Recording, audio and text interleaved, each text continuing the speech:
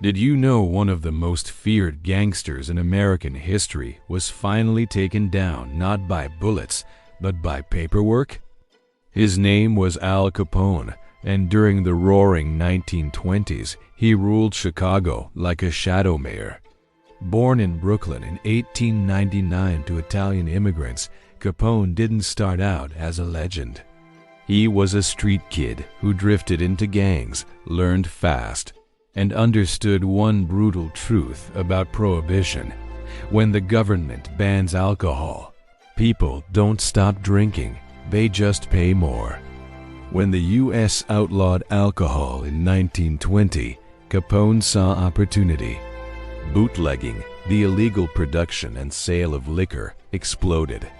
Capone built an empire supplying speakeasies, gambling dens, and brothels.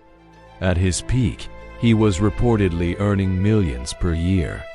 He bribed officials, intimidated rivals, and kept a public image of a sharp-suited businessman who donated to charities.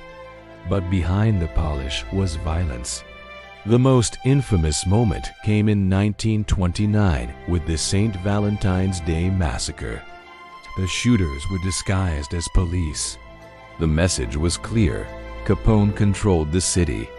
Though he was never convicted for that massacre, public opinion turned sharply against him. Here's the twist that feels almost poetic. For years, law enforcement tried to pin murder charges on Capone and failed.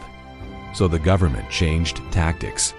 Instead of chasing blood, they followed money. In 1931, Capone was convicted of tax evasion. He had made fortunes, but never properly paid federal income tax. He was sent to prison, eventually landing in Alcatraz Federal Penitentiary, where his power meant nothing.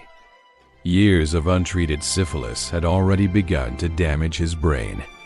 By the time he was released, he was no longer the sharp, calculating crime boss.